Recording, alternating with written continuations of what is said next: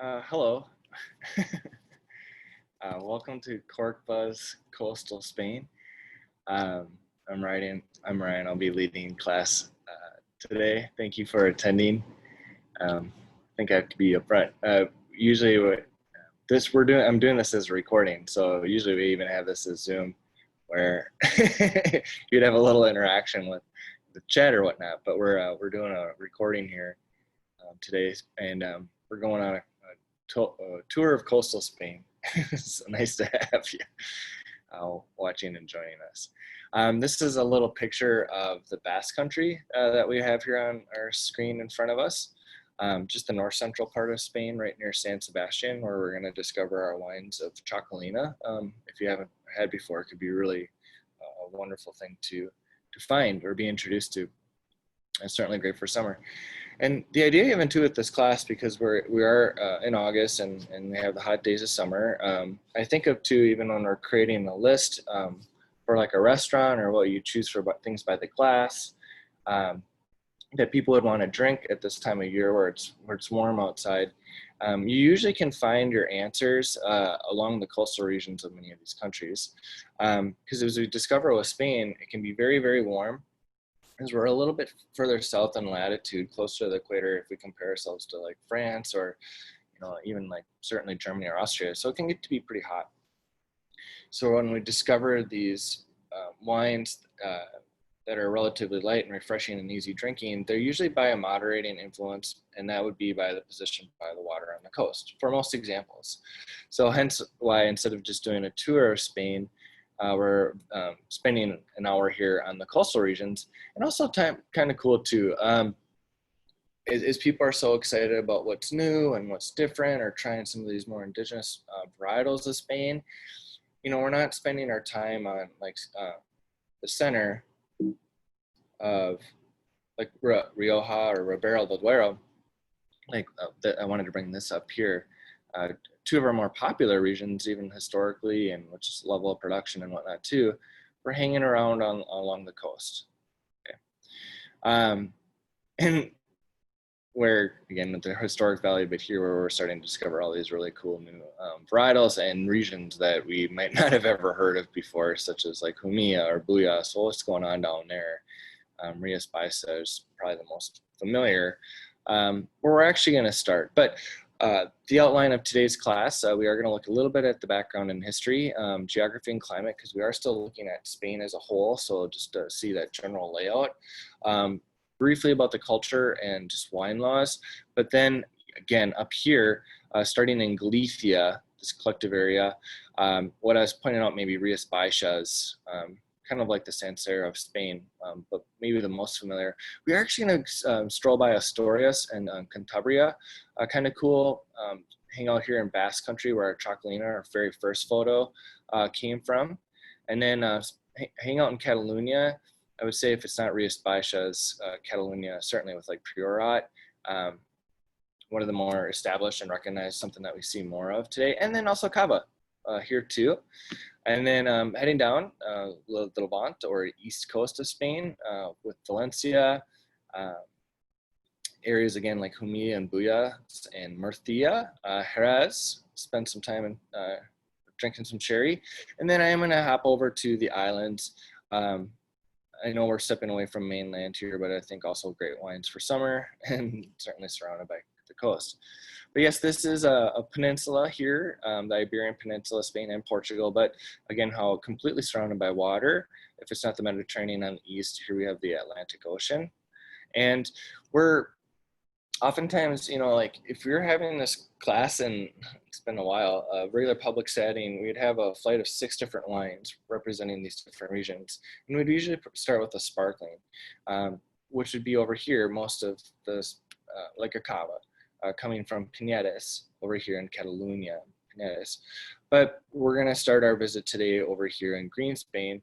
Kind of getting ahead of myself a little bit, but when I was talking about how warm and hot it can be, this area really stands apart from the rest of the country just because, again, known as Green Spain, where you see just more humidity in the air, you might get a little bit of rainfall, and it creates this lush green atmosphere.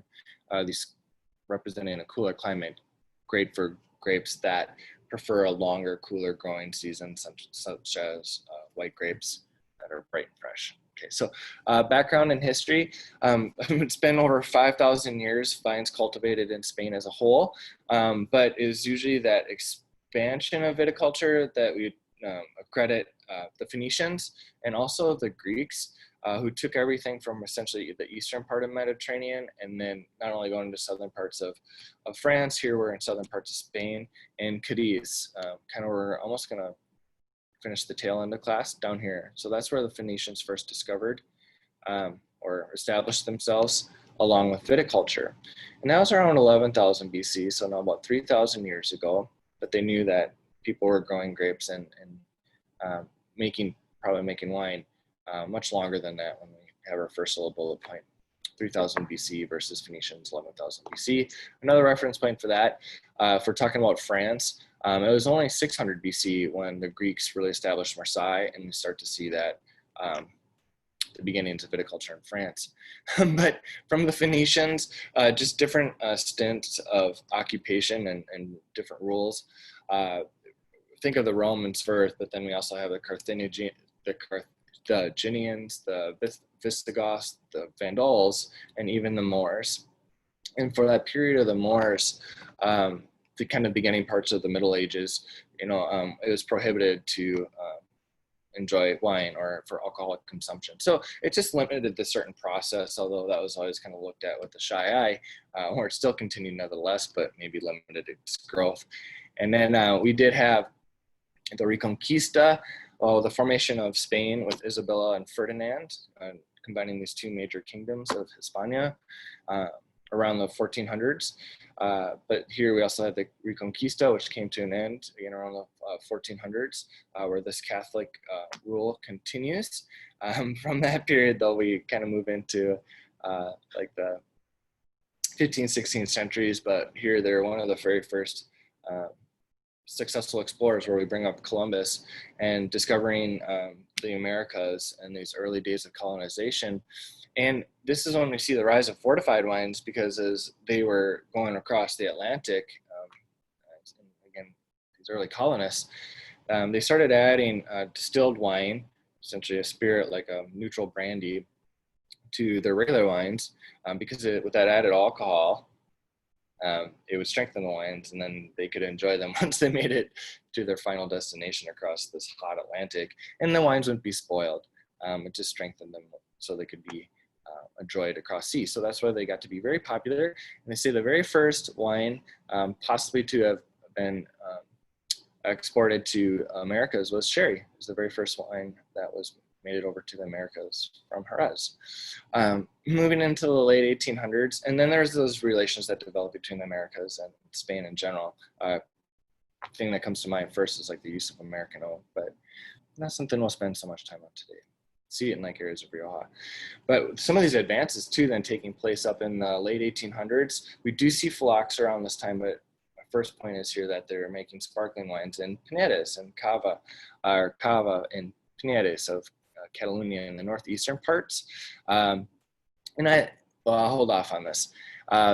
Phylloxera strikes Bordeaux. This is that crazy root louse, this root bug that came across from the Americas when they returned back to Europe. And then it started eating away at the world's vitis vinifera, the European species of vines, to a point where I always mention that 2/3 of all French vineyards were destroyed. So when you have these established areas of Bordeaux in France and their vineyards are being destroyed by this root louse, where do they go?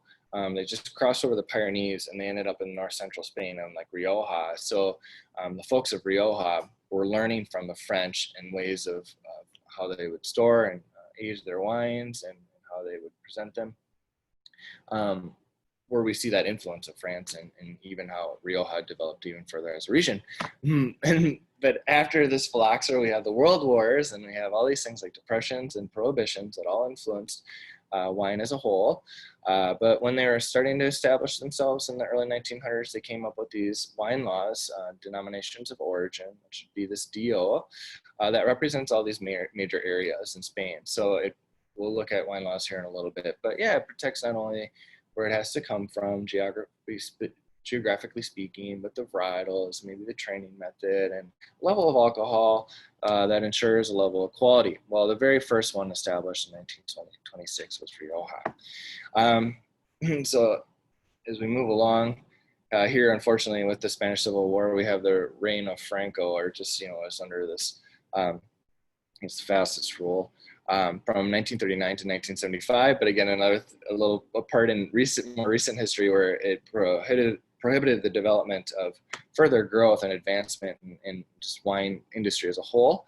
And then in the late 20th century, again, Francisco Franco only lasted until 1775 or 1975.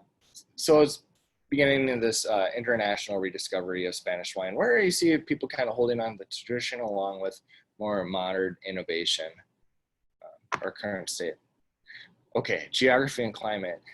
This is kind of a look at all of our autonomías and how Spain is broken up as a whole, large regions moving anyway, just by color, I suppose. World's largest vineyard, we have about 3 million acres planted. There's more than 600 different grapes. Here we have listed as 625. So we have this diverse topography spanning from the Pyrenees to the north, and then nearly touching South Africa to the south. And I've been able to visit Spain once before, where we were down in Jerez. I also spent some time up here in Barcelona. But anyway, you'd always hope for clear days around here, because my mom would be looking up out the window and be like, I think I see the north. I think I see Africa. I think I see Africa. But on the better days, supposedly that you can. But in an example to breathing in its proximity to Africa, an historic example. But we're this expansion of this area. And then we see rivers and mountains and oceans and valleys and flatlands. I always think of this Meseta Central in the center, where these areas like Ribera del Duero, we have Tempranillo and even Rioja, kind of just on the north end, but where you experience this hot climate at higher elevations that give you these age-worthy reds. But it's just this diversity in geography found throughout. And then becoming more extreme towards the center, kind of what I was mentioning with Ribera del Duero and Rioja, just the climate and it becoming increasingly warmer as we move towards the middle. Biggest problem for viticulture, again, this is because of how hot and dry it can be, is irrigation. So since 2003, irrigation is legally allowed. And it's kind of cool when you look into these regions down in the south, closer to the equator, further south in latitude, where again, it's much, much warmer.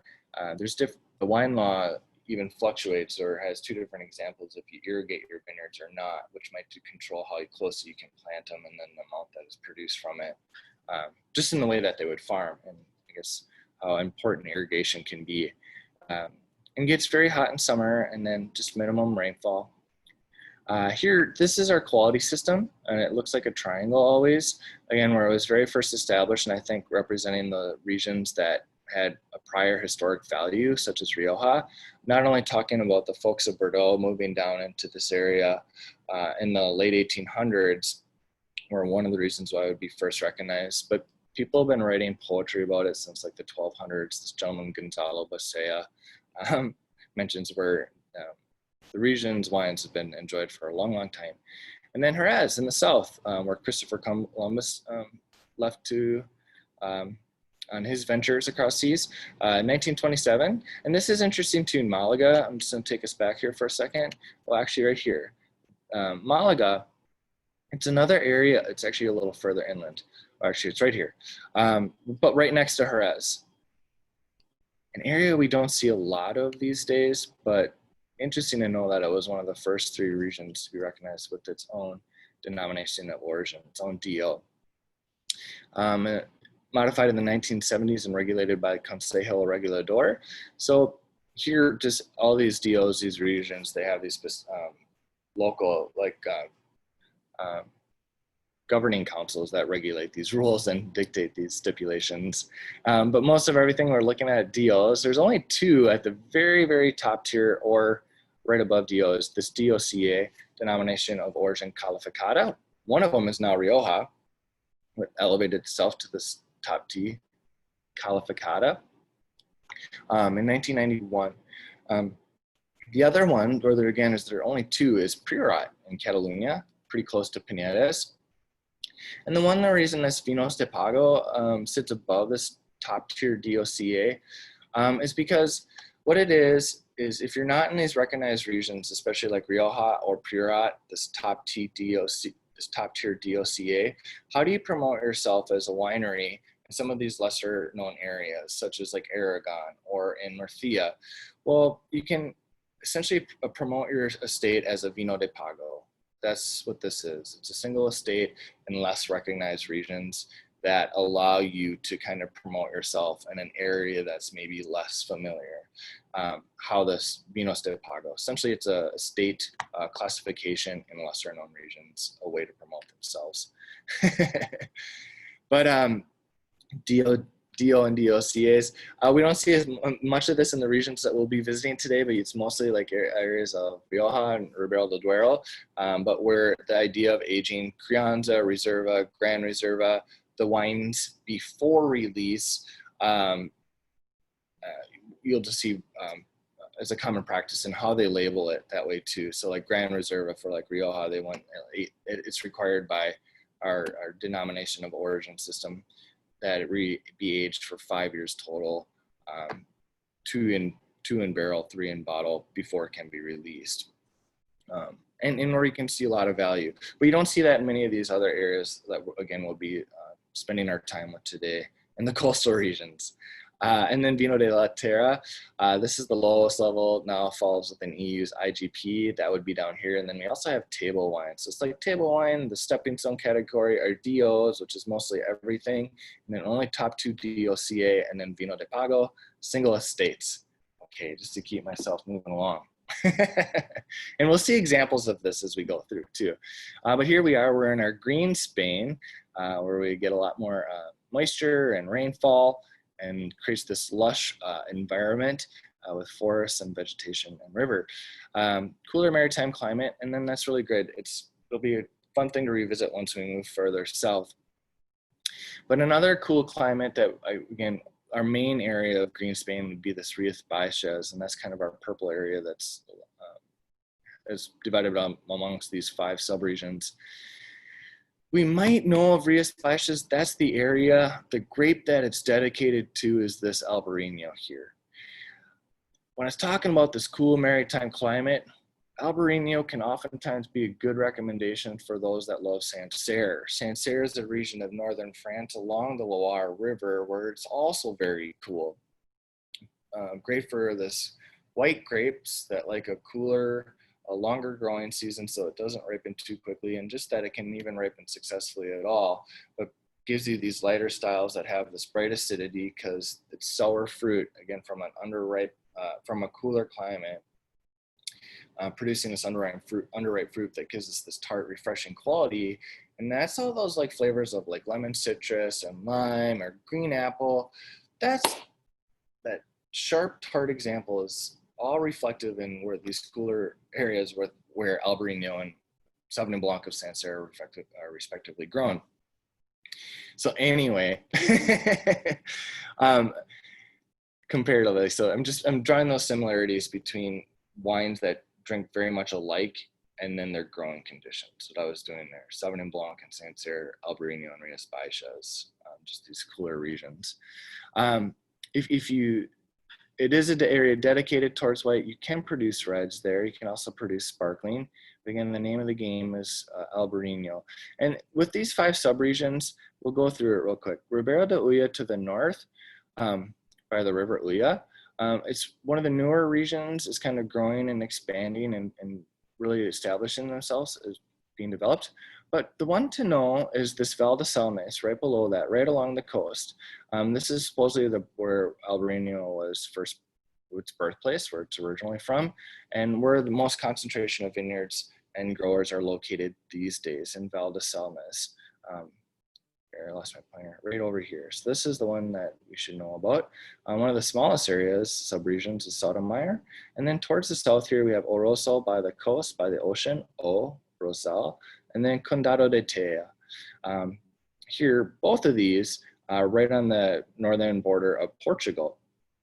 So even when we take that idea of moving north to south, moving closer to the equator where it could possibly get to be a little bit warmer, where you get riper fruit, versus somewhere that might be slightly cooler, north, less ripe fruit. You can imagine that the Albarino down here in slightly warmer areas, Orosal and Condado de Tea, might be a little riper and a little bit fuller, just a little added texture than what you might see further north. And that's very true of these examples from these subregions. And kind of fun, some of the other grapes that they play around with here. Albarino, it might be blended slightly so with this one grape called Truxadora, and then also Lorero. Down here, El Rosal, if you see it labeled that way, like Rias Baixas El Rosal, it would have to be 70% Albarino, and then you can blend it with Lorero. If you see Rias Baixas with the subregion of Condado de Tea on the label, again, it would be minimum 70% Albarino with, this time, the remainder could be Truxadora, Tea, Truxadora. But when we move over into like Ribeiro, another area still influenced by the coast, whites and red, but predominantly whites, it's about 85% of production. Here we can use Albarino, but the main grape that comes to play here is Truxadora, but here is a supporting role to Albarino just to the west.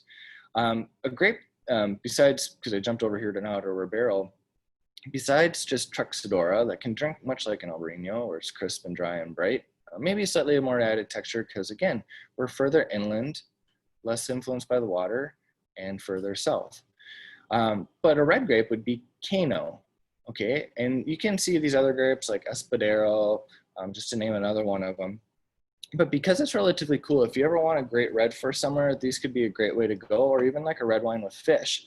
Because some of the characteristics of the wines too, they say that some of the salty ocean water actually blows from the west with the winds and actually makes its way into these fermentation vats, this salty ocean air, where the wines inherit like a saltiness. I think we're also trying to describe that tartness, that acidity when we describe saltiness.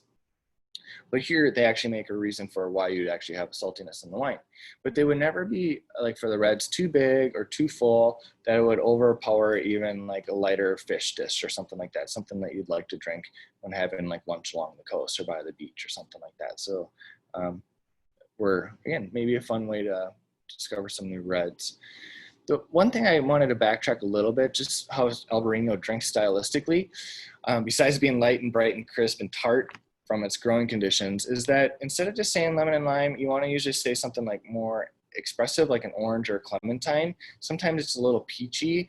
The reason for that is the compound of the varietal. It's like having brown hair, blue eyes.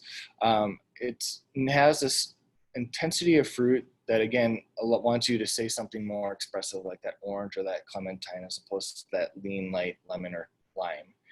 Something called thiols, and Sauvignon Blanc has that too. You can see it in really intense amounts in like a New Zealand Sauvignon Blanc where it's like passion fruit or grapefruit. Okay, but here it's a cooler area. The other thing that Albarino has is a florality. So something like Muscat or Gewürztraminer that's intensely floral. It's like rose petals and geraniums. Well, Albarino has that florality. They call it terpenes, but it has it on a lower amount. So instead of just saying rose petals and geraniums and potpourri, it might be a little bit more subtle, like a citrus blossom or like jasmine or something along those lines. So why it's kind of pretty, but also has this ripe citrus, and then why it's tart and bright. Okay, just characteristics of the wine style. Okay, so we talked a little bit about Ribeiro and these grapes, Truxadora and Cano. Exports to England since the 17th century, absolutely, just from its proximity and ideal way of transportation, proximity.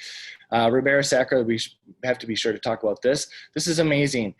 Some of the steepest vineyard sites in all of Spain, and it can always bring up a compared example to northern Rhone, such as like Côte Rôtie, areas that are not only very, very steep, Côte Rôtie, northern Rhone, some of the steepest in all of France, also an area that was established by the Romans 2,000 years ago, vineyards that still exist today, these terrace sites. And not only, again, Côte Rôtie, that's exactly what we see here. Ribera Sacra, this is where we start to see a little bit more production leaning towards reds as opposed to whites, moving further inland. And the main grape behind Ribera Sacra, with our steep slopes, with this historic background over 2,000 years, is Mencia, M-E-N-C-I-A.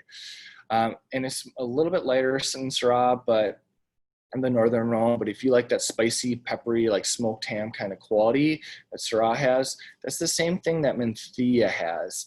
But here it's a relatively cooler area in this green Spain. So the wines, some people have compared it to like a Pinot Noir. I think it's usually a little bit fuller than that. But it's like a light, so you could even say like a light peppery Syrah alternative. And another great summer wine too. I always think of like barbecue whenever you get that light smokiness or pepperiness as well. These wines of Ribera Sacra, really cool pictures if you ever go visit those. And then right underneath Ribera Sacra, Valdeorras, I guess if we're moving southeast. And again, we can make whites and rosés and reds in both regions. Here they focus on reds, Mencia. Here, the grape that Valdeorras is really known for is this Godello, which we see here, G-O-D-E-L-L-O, Godello. And this is more like a Chablis. So instead of having that like ripe citrus, like orange and clementine, and this florality, that Albariño and the saltiness, here, Godello, kind of like Chardonnay from Chablis, it's more like this apple, pear, tree fruit quality to it, okay? It doesn't have these other varietal aromatic outliers. It's just this wonderful, crunchy kind of green apple, yellow pear, still a minerality to it, where it's relatively bright, but a little more textured than what you'd see over here along the cool coast, because we're further inland. And I think too, comparing it to something like Chablis, where it just might be a little bit rounder, slightly richer, but still dry, bright, and refreshing. Godello, or Godello, from Valdeorras. And then Monterey here, as we move further south, kind of a cocktail of different varietals that mix this red and white, similar of like Godello, along with Albariño, Trexadora, like Mencia and Cano down below. This is actually fun. If you like the reds of Jura, Eastern France, that can drink like a Pinot Noir, like Trousseau or Poussard, we start to see Merençao, M-E-R-E-N-Z-A-O, which is also known as Trousseau, same grape that you see in the Jura. I just know a lot of people enjoy those wines from the Jura today, so we could possibly see its place in Spain, this Monterey. Okay. Godello, Mencia, Trexadora, Cano, Nidinor, Rias Baixas, Albariño. So this is actually a little picture, another one from VinePair. Our first photo came from VinePair too. They just allowed me to use, I didn't ask for permission, but here they helped us with some wonderful pictures to perhaps see what some of these vineyards look like. We're gonna see the way that they train these vines in Rias Baixas as well, along with these other areas of Asturias and Cantabria. This is a pergola system. Okay, so you'd see this in Rias Baixas as well. Because they have this humid environment, instead of just being trained low to the ground, kind of like maybe like a more common trellising that you maybe see visiting like Napa, they have to hang it from high above. I think of like these old gardens or something like that. But why they have to do that is because it allows for extra airflow between the vines and even the grapes itself. And when you have a lot of moisture in the air, there's this concern of the grapes developing fungus or rot. And this, with that elevated airflow, it just prohibits that development. So you don't have these wines or these grapes being destroyed by rot. Because it also gives flavors, and it may not be what you'd want in the final wine. You want that preservation of fresh, clean fruit. So why they have to train this way. But we're going to go to these areas, Asturias and Cantabria, here on the north. Again, continuing in green Spain. We don't have we don't have any DOs here. It's still pretty darn cool and pretty darn, again, where it's just humid and with that moisture in the air. Not to be a broken record, but where it's just difficult to grow grapes in the first place. So you actually see a lot of more things with like ciders and like apples and orchards and stuff like that. But one category exists, or one region exists. It's VCIG. It's a stepping stone category. Congas, which is located here in the southwestern part of Asturias, where I heard that it's a little bit drier comparatively to these other humid areas. Where grape growing would be more successful, or where you can get away with it. And then what they'd be focused on. So this sounds like Albariño, but it's Albarine. And they used to think it was the same as Albariño, but they discovered that it's something different. And we're Gewürztraminer, which is that highly floral rose petals geraniums. Albarino has a little bit more subtle. They say Albarine, it has that floral quality, but it's kind of that in-between between Albarino and Gewürztraminer. This unique, sounds similar grape that we'd find in Asturias. But LBO, so we see Godello in a return here as well.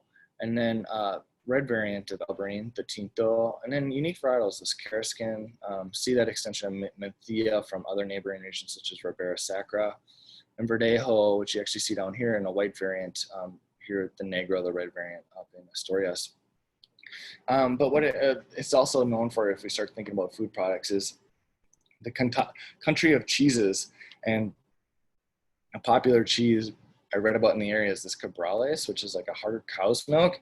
And I had to think about that. Well, when ciders are really popular here too, or sometimes you want to even serve like a cheese board, like an apple chutney or something like that, or even like an apple compote or something along those lines, that maybe a delicious cider with this hard cheese could be really, really delicious.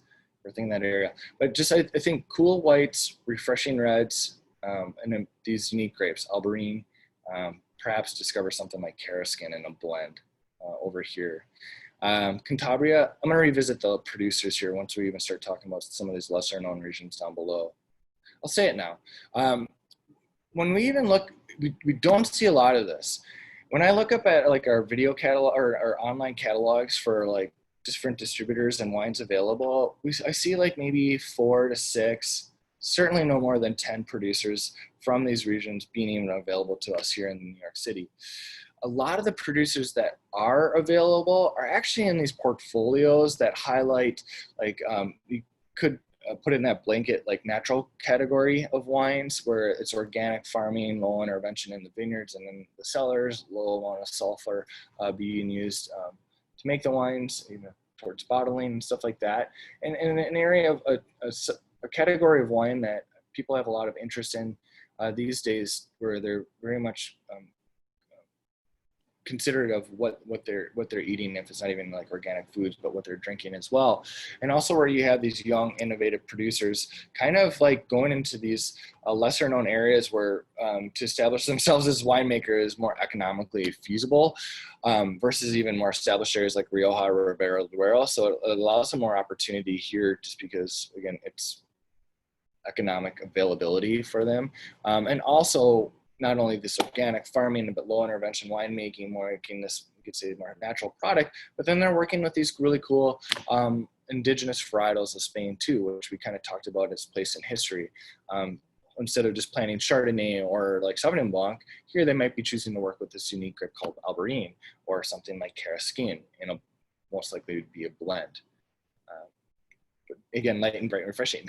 So if we move over to Cantabria, between the Cantabrian Mountains and the Bay of Biscay, where we're at, here we have the people of the rocks. Here we had our country of cheeses. But I think just referencing that our rocky mountainous region, just from where you're at by the water up into the mountains. And then here we have 2 Vino de Letterias. So essentially our IGTs, VDITs, not DOs, but that kind of in-between category where the rules are maybe a little more lenient, but we're still representing a geographic place. It's not just like a table wine of Spain. These 2 areas. Libana within Cantabria, it's southwest. It's a little bit drier area, similar to what we saw, I think, in Cangas over here. So producing maybe a little richer style of fruit. And this is true. This is comparatively. The other VDIT is Costa de Cantabria, so by the coast where you have these limestone soils. And where you start to produce these really crisp, bright whites based on this grape, Andarabi Zuri, which you see over here in País Vasco, our next place on our journey. Crisp, dry, mineral whites that have that seashell, crushed rock, again, minerality, along with that lemon lime fruit, tart fruit, great for like oyster pairings or things like that. As we move further inland to this other VDIT, Libana, towards the southwest, well, yes, you are still producing crisp whites, but you start to see more focus on reds and things like Tempranillo, or they might even play around with international varietals like Cabernet a little bit, which I think is kind of a stretch, but you see that reference. And just to kind of give you that extreme example, but that was one of the grapes, along with like Syrah and Merlot, along with like Mencia and Tempranillo, and maybe perhaps like Godello and Albarine, as like a Godello in our southwestern part of Cantabria. Here, coastal Cantabria, it's more of focus on whites and a crisp, bright style. And I'm just trying to set strong examples of what would define Libana, warmer, further inland versus coastal Cantabria, but we're still big picture coastal region. Okay, not as historically important for viticulture as a whole, but I think that's just reminding us of this cool area. But if it's supposed to be a wonderful place to visit with these white beaches, green hills, snow-capped mountains. And then I hear it's more like still ciders over here. Here there's more of a conversation around sparkling ciders. And in general, comparatively to maybe other regions, the ciders of Spain are known to be very sour and sometimes bready, kind of funky, earthy quality to it. Okay, we're up. I'm still trying to keep a track on time. Here we're up and just moving east of Cantabria. This is our Basque country still, or just Basque country as a whole, where we have País Vasco, but our famous Chocolino wines. Descendants of the original inhabitants of Western Europe, war, disease, Franco regime, devastate vineyards and Basque identity. So some of these areas too, with these hiccups in history, why maybe it's taken to this point where we start to see this resurgence or even development. But this is cool too. I mean, even an area that has a long history, they were just drinking a lot of this locally, these wines of Chocolina. New York Times, they first wrote about this, I think it was like 2009. But it's kind of cool because you'll see even winemakers from California come and visit New York, and they might not have ever heard of these Chocolino wines before too. So again, these new wines that are being introduced to us still have this historical background where they've just been growing these grapes like Andarabi Uzuri and Andarabi Belza for a number of years, but they just had never exported them. So why we weren't really aware of them. And perhaps the limited development that took place after the World Wars and the Francisco Franco rule, with some of this being around. And even like why we see Godello and stuff from Valdeorras, that was even really starting to become successful like 6-7 years ago. And why that started to become available to us is because of how popular Albarino came to be. And Albarino was great because you could always use it like a Sancerre alternative, which is really, really popular, right? But anyway, so these would be some of the coolest, I think, wines you could, if you're unfamiliar, that you could walk away with from today. Not only being this unique grape like Andarabi Uzuri, that's it for the white. There's also the red variant Andarabi Belza. And you can make a white, a rosé, and a red in these styles, all crisp, really bright. The main thing here, it's cool because sometimes even with the rosés, which a lot of us were exposed to first, a specific producer called Amistoy, it did almost have this like candied watermelon cherry nose to it. But then when you taste it, it's just like this prickly, sharp, like salty, just sour, like cranberry, bright fruit to it. Where it's that brightness and that tartness where it's just like, oh my gosh, again, in the middle of a hot afternoon, you're like, this is so refreshing. That you just want another sip. But then what also, again, that little bit of like prickliness is this light effervescence that exists in the wine because they bottle it with a little bit of carbon dioxide in the wine that gives it that light effervescence. And what's cool then is if you go to the right Spanish bar or something like that, you know, you could probably even buy one of the special pours on their own. They'll pour the wine, the Chocolina, from high above. And with that long pour, and when the wine hits the glass, it just increases and enhances that little bit of effervescence that already exists in the wine, which makes it so darn delicious. And then here, you know, by the coast here, maybe visiting the town of San Sebastian, where all the grapes are grown right by the water, also on that pergola system, that you maybe be having like your salty grilled sardines, or again, your just fresh oysters, or raw crudo, or something along those lines, where you have that wine with that saltiness and almost like that squeeze of lemon that accompanies these styles of food so well. Chocolina. And then when we're learning about our subregions here, I would always say A, B, Gs of Chocolina, Arabaco, Vizcaico, and Guitarriaco.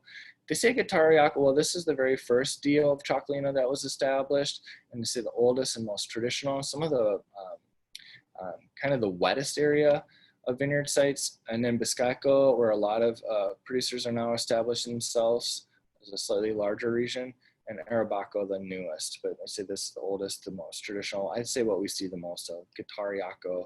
And then when they are making a rosé, it's kind of cool. You can just take a little bit. Well, it actually requires 50% of this Andrabi Belza, the red variant of it. And in most areas, to make a rosé, you know, wine gets its color from the skins of the fruit. So if you crush a Grenache or Syrah, Pinot Noir, whatever, a red grape, the juice is clear. So letting the clear juice sit with the skins of a red grape, it's like steeping a tea bag. The wine starts to inherit that red color to make a red wine. But for rosés, they just let the clear juice sit with the red skins, but for a shorter period of time. So it doesn't have the time needed to develop that concentrated red. It's resulting in a lighter rosé hue. Hopefully that makes sense. So you're just leaving the juice of the skin for a shorter period of time to make a rosé versus red, which require longer maceration is what they refer to it as. But here, you could just make a white wine, you could just make a red wine, and then you mix it together to create a rosé that way. And that's what's permitted. You just would make Andrabi Belza as a red, Andrabi Zuria as a white, and then you just blend it together, and it requires at least 50% of Andrabi Belza to make rosé.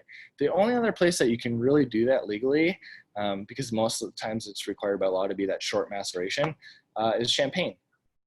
Your Chocolina is the other one. So this is an example. You can imagine visiting like a, you know, be a local bodega or restaurant or something like that, and they have all these little tapas spread out for you to try. Maybe your different jamons or different cheeses. Again, your tapas, but this is an example of Chocolina and how he's pouring it very from tall above. Their Andrabi Zuria and Andrabi Belza. So here we are. We're in Catalunya, the northeastern part. You can see on our map above, where we have Pinedes, which is the birthplace of Cava, we could say, and also where we started to see this movement towards modernization again from what we saw in the late 1800s. San Sadurní de Anoia, the specific town where Cava was first introduced, and this is really cool. One of these early these modernization that was taking place, because we just read Veuve Clicquot and how she came up with the riddling process in Champagne, where they had those A-shaped tables and the many different bottles. And I won't unfortunately go through the process of making champagne, but they have to, it goes through a second fermentation where they add yeast into the bottle and then they put a crown cap on it to allow for the sparkling wine to be produced. So the wine is trapped, the wine is in bottle, trapped underneath that crown cap with the yeast that they just added to it for the second fermentation to take place. So they have to rotate these bottles to allow that yeast to move towards the neck. So they pop the crown cap off, and the yeast, the solids, they go shooting out, and then they can release it as a wine that's clear without this gunk, this leftover yeast in the wine. Well, Veuve Clicquot came up with that riddling process where you had those A-shaped tables, and they would just adjust the bottles by hand, allowing that yeast to move to the neck, pop it off, and then it goes shooting out, and you got this clear wine. Which is a very, very, very laborious task, right? So what they did in Cava, and what most you have to pretty much use today, especially for any sort of large scale productions, they call it a gyro pallet. And it's like they say it like it's like a state fair kind of ride, where they have all these bottles, much more than we could fit in an A-shaped table.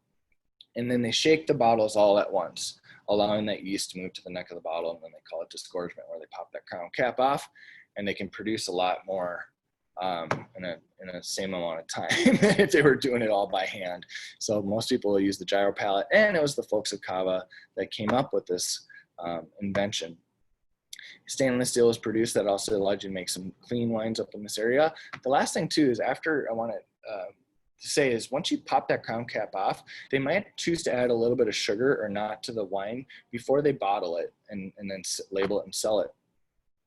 Well, the amount of sugar that they might choose to add or not add before they bottle it, label it, and sell it would determine those dryness levels that you might see as like extra brut, extra dry, sec, or extra dry, sec, demi-sec, and dew. Well, who came up with those labeling terms? is the folks at Cava. So what we even see dryness levels on Champagne, extra brut, extra dry, sec, demi-sec too. It was the folks at Cava that came up with that. Also with their method, you could say, like advanced riddling or gyro palette.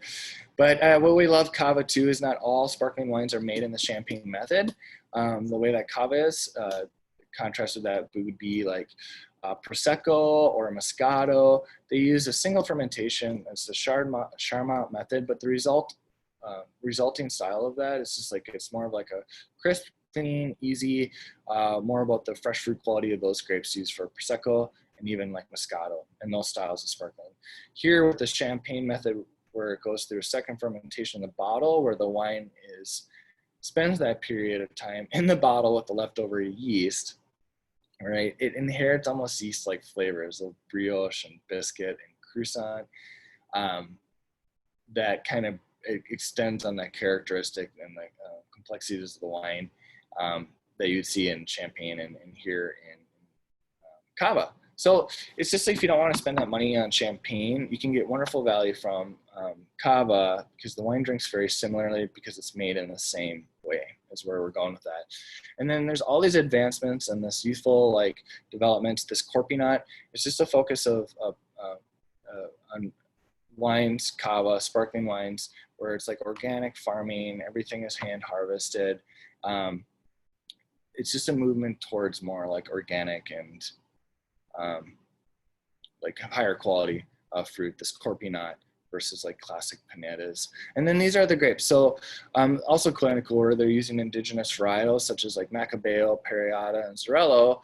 You can actually use Chardonnay and you can actually use Pinot Noir. I mentioned that because Chardonnay, Pinot Noir being two of the main grapes used to make Champagne. Here they can actually do it in Cava as well. But most of the time it's this focus on these three, this Macabeo, this Parellada, and Xarel-lo. But I have seen like Navarone produces a majority of Chardonnay, Cava, which could be kind of cool. And then even for like a rosé, they would use Tempranillo. Huile de Lebre is the name of Tempranillo when we're in Catalonia, or even Garnacha or Monastrell over here as well. And then you always see these like little stars on all these Cava corks, something to look at next time you open up a bottle. And the last thing here, they divide Pinedas in between like Alta Pinedas towards the north. Here they just now call it Superior, and that's where you'll find these white grapes like Xarel-lo and Macabeo and Parellada being planted in the north or up at higher elevation. And then they have this kind of center area where you might find these grapes that like this moderate climate, such as like Tempranillo, and then they call it Central Pinedas. When we get towards the south, they used to call it Bi-Pinedas, but now it's Maritime Pinedas. Being here right on the coast, sandier soils, it's actually a little bit warmer here, and that's where you see these grapes like Garnacha and Monastrell being grown. Here we go, continuing. So Priorat, just right south of west of Pinedas. And you can imagine if you're staying in Barcelona, you might go on a little wine tour to visit like a Cava producer. Might be a little bit further of a drive if you went over to Priorat. But again, the second DOCA, top tier quality along with Rioja, as far as our wine laws are concerned, located right over here. And then it was, so me walking through my bullet points, overwhelmingly devoted to concentrated red wines, but white and rosado are also produced. So you do see wines in all three colors, as opposed to like Rioja, where the focus is on Tempranillo. Here we have Garnacha. But as you move even into like southern parts of France, Roussillon, these two areas having a shared history, Catalonia versus like Roussillon. But anyway, you'd see similar blends. It would be like Grenache and Monastrell, which is Mourvedre, and Syrah. Here they're actually playing a little bit more around with international varietals too, such as Cabernet and Merlot that you might see in the blend. But these same grapes that might like this warmer climate that ripen successfully here, and that continuation of between France and Spain. And when I was talking about summer in these coastal areas that produce wines that are also bright and crisp, even for reds, like Garnacha, it's soft in tannins, like a Pinot Noir, but it's got this ripeness of fruit because you're in this warmer area, but it's not drying or astringent the way that a Cabernet can be. And it's with that ripe, juicy, almost like sweet and sour fruit kind of quality to it. I started thinking of like barbecue sauces, like sweet and tangy kind of. And then the grapes used in the blend, such as like Syrah or Monastrell or like Mourvedre, that have that like smoky, peppery quality to it. Again, that sweet and sour fruit of Grenache, that smoky, peppery quality of like Syrah or Monastrell, how these can be so great if it's a hot summer day, but you still want to drink a full red.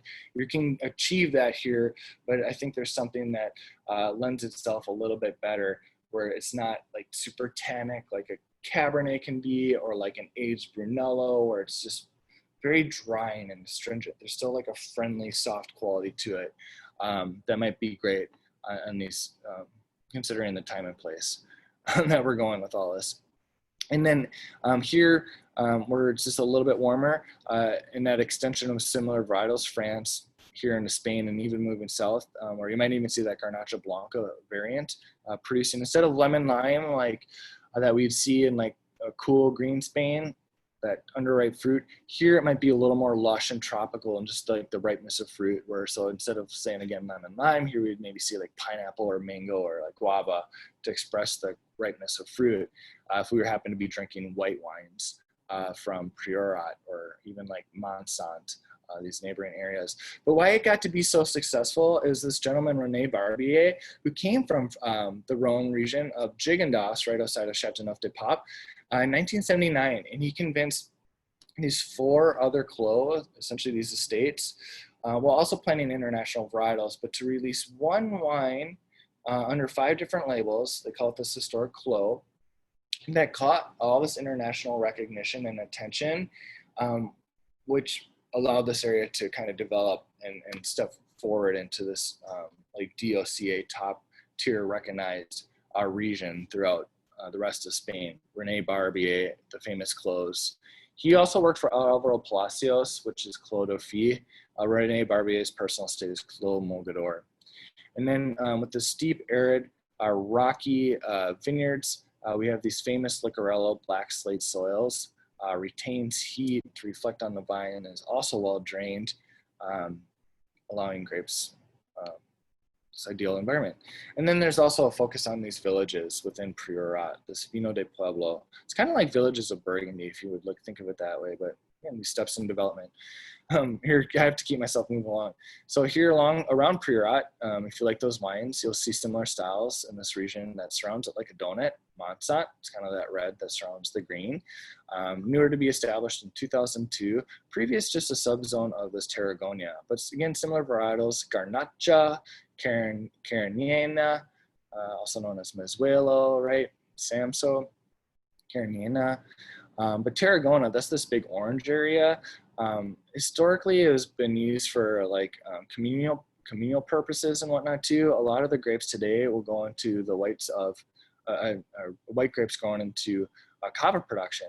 The one thing to talk about too is a lot of folks are releasing still wines of cava grapes like Xarello and Macabeo and whatnot too. So instead of sparkling examples, we get to see Xarello as a nice dry white. Some examples have reminded me of like a Gruner Veltliner sometimes, where it's even a little bit spicy, but at the end of the day, they can just be like nice and dry, kind of a cool alternative than if you just want to try something other than, I don't want to compare it to like Pinot Grigio, but kind of. But anyway, and then I was bringing up these wines historically being used for communal purposes. Even if you like chartreuse, they had spent some time here in the early 1900s making yellow chartreuse in these areas. I just know that they have a following. Alea, this is really cool. So just Alea, this is the area. This is one of the smallest DOs in all of Spain. And then just right northeast of Barcelona. And this is actually taken from Alto Alea, a cava producer within the Alea region, looking down from the coast within their vineyard sites. And then here, just more of a focus on Xarello, one of those 3 main grapes, locally known as Panza Blanca and Alea. But again, cool, one of the smallest regions for winemaking in all of Spain. And then Porta, because we are in summer. I haven't seen a lot of them, but they are known more for their rosados or rosés from this Carniena varietal. Rosés, small DO, focused on cava production, all over wonderful cava here, but we're being introduced to a lot of dry styles from these same grapes, or still styles from the same grapes. Priorat with Garnacha, Carignan, some international, and then kind of valley regions of Lansat and all throughout. Also too, this Conco de Barbera, they focus on this one. They focus on a grape called Trepat, which can be kind of like Manthea too, where it's spicy, light red. But here, as we're going along, I'll probably be slightly over an hour, hopefully not too long for your sake. But we're gonna cruise down to Valencia along the eastern Levante coast. Here, the third most populous city, populated city in all of Spain. It's the name of the town. It's also the birthplace of paella, but it's also the name of the deal and autonomia. Valencia. Right over here, birthplace of paella. And I like it how we have a white glass of white wine over here. You can produce white and rosé and reds, just different styles from many different grapes. But one grape that it's known uniquely for is this one called Murcia.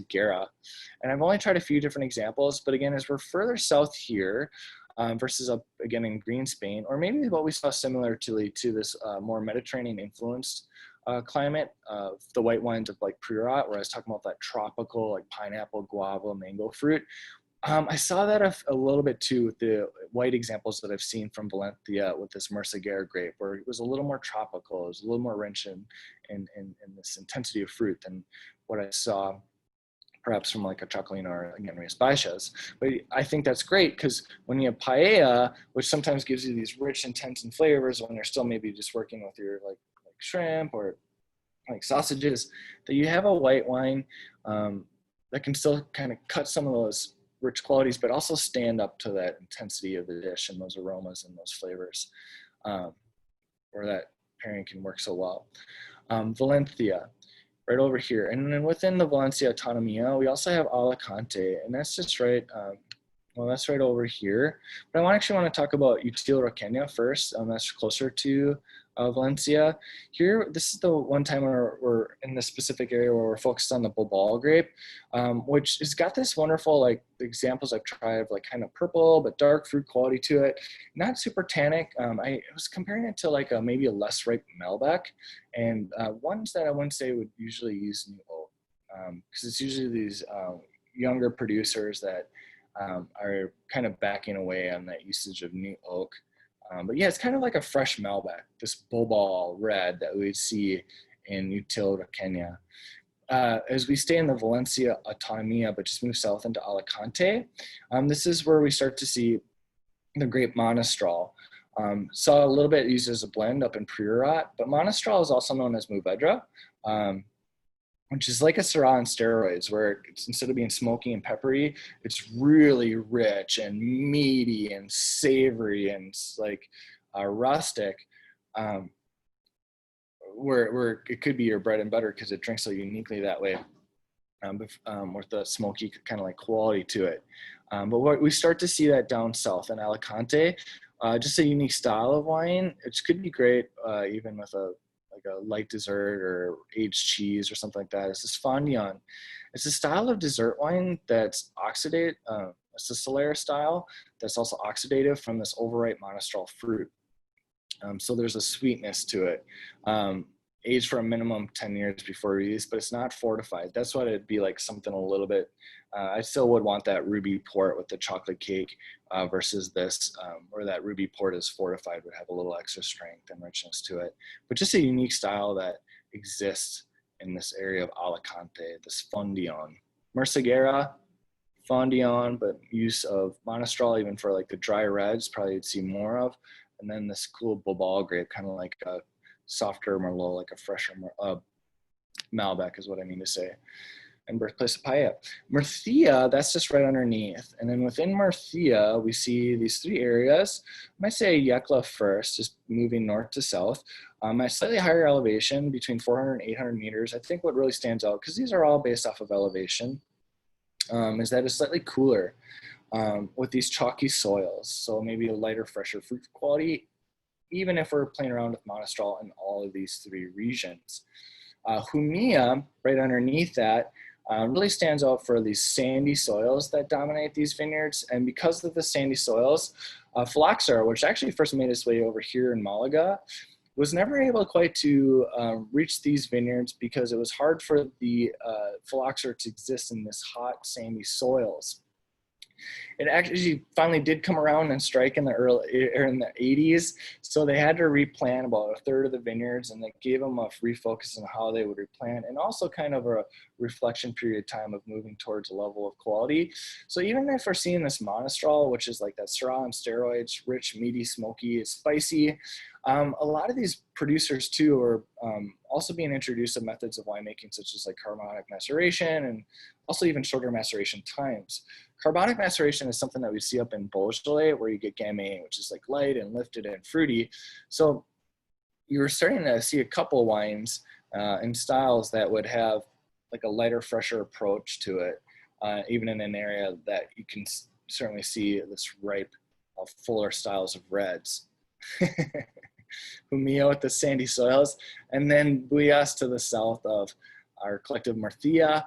As you move further inland, you get up at higher elevation. This is the youngest DO within this area and requiring less Monastrell than what you'd have to see up in Humilla. Here, 85%. Here, it's only minimum 60%. But asking for less of it, I think, is also reflecting from wine law into style that how the wine to drink. In a slightly fresher example, moving up into elevation as we move towards the west in Buyas. So here, now we're down in Jerez. Hey, so right down over here, and this collective area is Andalucia. Yeah, Malaga, which has that historic background, also with fortified wines, similar to what we're going to see in Jerez. And then even Montilla Morelos, again, where it's like these sweet wines, these fortified wines, but here they were making it from the sun-dried grapes like Pedro Jimenez and also Muscatel. In this Montilla Morelos. If they make a dry wine from Malaga, they have to call it Sierras de Málaga. And then there's another area over here called Condado de Huelva, also based on fortified wines, but never quite had that notoriety, maybe a little bit due to the soil types that we see in Jerez, and also growing conditions, or aging. I was going to talk about where the wines are being stored in these cellars that allow for this development of flora that we see so well in Jerez. But this is where we're at, one step back. So Cadiz, right, where the Phoenicians discovered 3,000 years ago. So Jerez, it is a fortified wine, and there's ranges of sweet, dry to sweet. I think a lot of what we see more these days are the dry styles. They call it Generoso. You might have been more exposed to like the Pedro Jimenez or Muscatel bottlings that you'd see. They always talk about the grandma's cabinets that can be so intense, like what you could almost pour across ice cream, like these Pedro Jimenez. It looks like liquid chocolate or caramel sometimes. But they have an intensity to it. So what we're drawing on these days are the dry styles. It's all one grape, pretty much, Palomino, that these are based out of, which is relatively neutral, and grown in these three major soil types. Albariza is like a chalky limestone, but occupies about 90% of vineyards. As we move to the coast, you might see sandy soils. In between that, we might see a little bit of barros or clay, but these are the prize soils of Albariza. And where that sticks out Jerez as a whole, you see this influence of the dry Levante winds coming from the east, where we just visited the Levante coast, and we have these warm Atlantic winds coming from the west. Well, this mix of dry and wet winds, as the wines are being stored in the solera as a fortified wine, they develop this little blanket of flora, which is the leftover yeast that lives on the top of these barrels. So when they fortify these wines, to try to talk about this quickly, it'll end up eventually turning into maybe what is considered the lightest style, Fino, medium style, Amontillado, or like the richest style, Oloroso. And then we got this unique Palo Cortado, which is similar to Amontillado. But anyway, for the lightest, most delicate styles, as they fortify it, they will only fortify it to a lower ABV, 15 to 18%. So that's what will allow this little blanket of flora to exist. And that's Fino. It'll spend its entire life underneath this blanket of flora. So it's protected from oxidation, but it develops this cool, they call it aldehydic character, which is still like a form of like this nuttiness, but it's kind of like they're being really dry and palest in color. It's really salty and it's really lemony with that wild like nuttiness that is unique to this development of flora that exists on these wines. Fino, the lightest. Now, as they're fortifying the wine, It might start its life out as Fino in a lighter example, but maybe if they're tasting the wine as they go throughout the winemaker and just saying like, no, this is a little bit richer, this might be better destined for Amontillado, they might fortify it again, increasing the level of alcohol, allowing that flor to slowly dissipate or dissolve with increased alcohol. Can't survive. Starting its life as Fino, finishing it at the end is like an Oloroso. Now, it also might, the flor might just dissipate naturally on its own, starting out as a Fino, then losing that flor naturally over time, again, resulting in Amontillado. It might just happen naturally. But Oloroso, before they fortify it, they taste this wine like, gosh, this is really rich and really intense. Okay, this is better for the Oloroso style. So they'll fortify it, but up to a level of at least, I should forget the exact percentage, but a higher alcohol level. So that flor never has a chance to exist. So it spends its entire life exposed to oxygen. It's not protected, it's exposed to oxygen.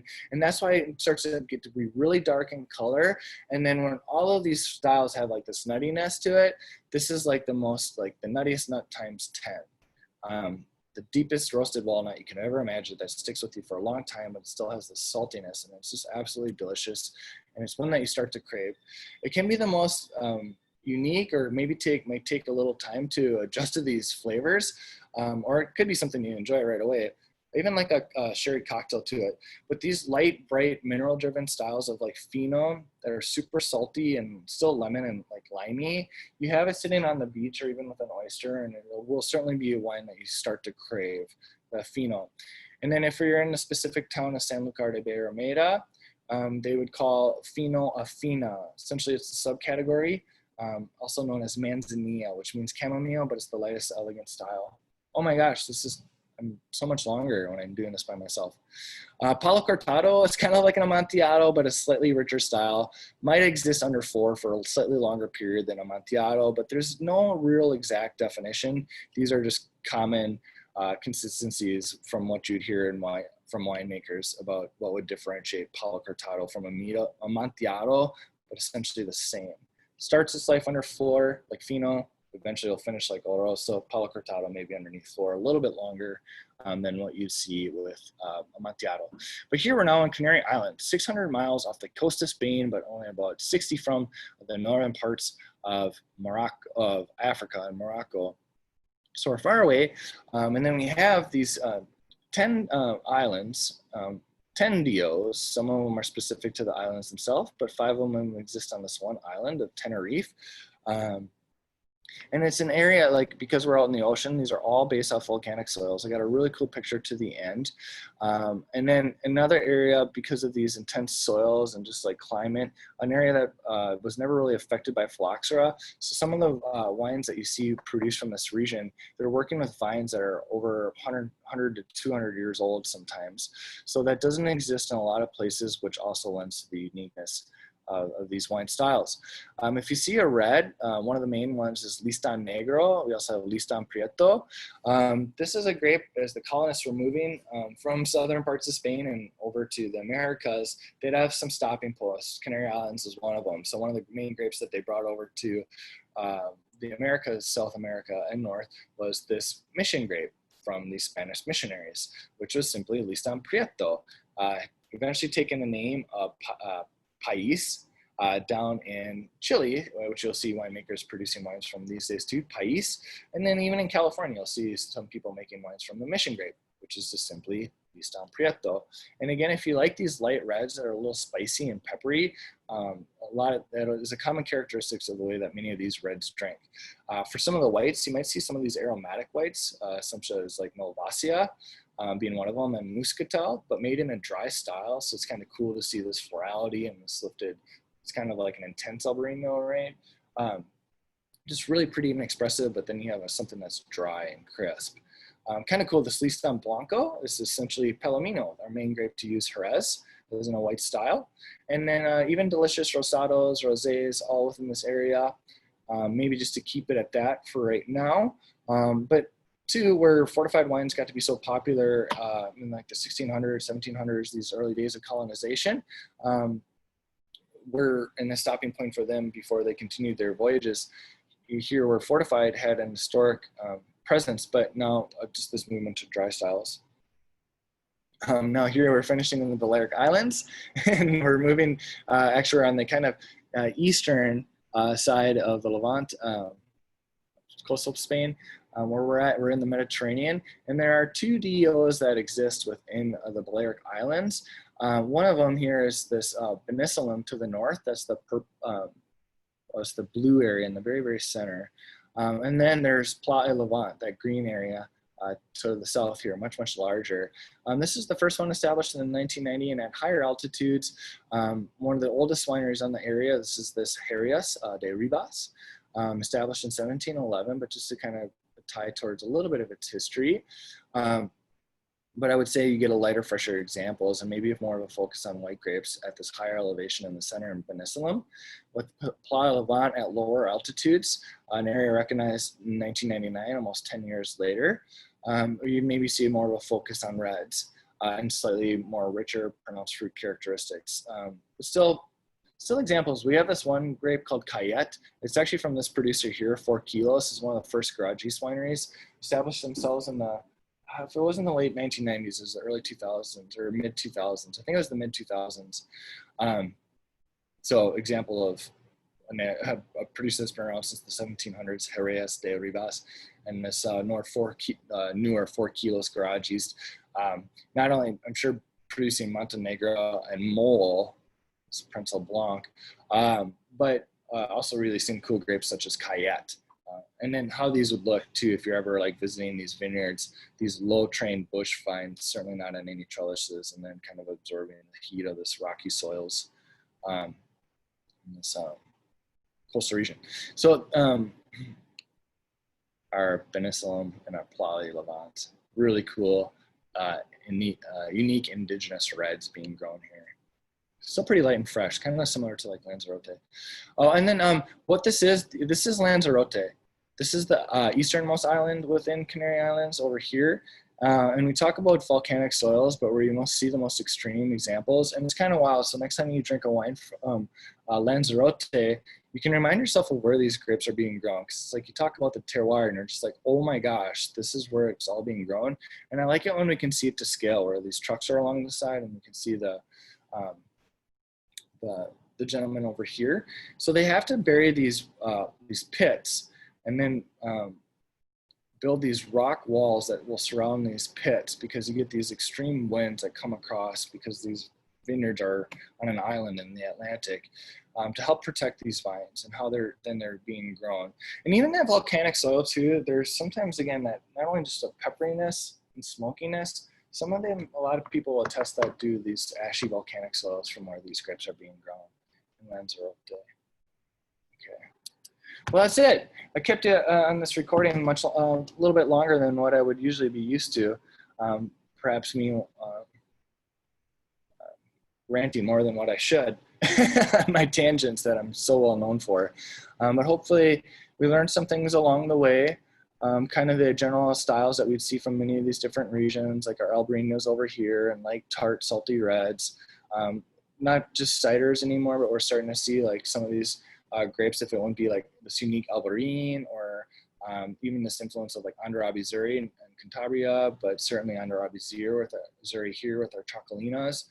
Cava country over here, Garnacha as a blend with like Carinena and Monastrell, and even international Cabernet and whatnot too. And then maybe some like dry whites like Zorello, or maybe a richer white like Garnacha Blanca based. And then if you ever discover Marseguera over here in Valencia, some richer, more pronounced smoky reds with Monastrell. Our fortified sherry land, drank some Finos this summer. Amontillado could be great as temperature starts to cool down a little bit, but I don't want to talk about fall time yet.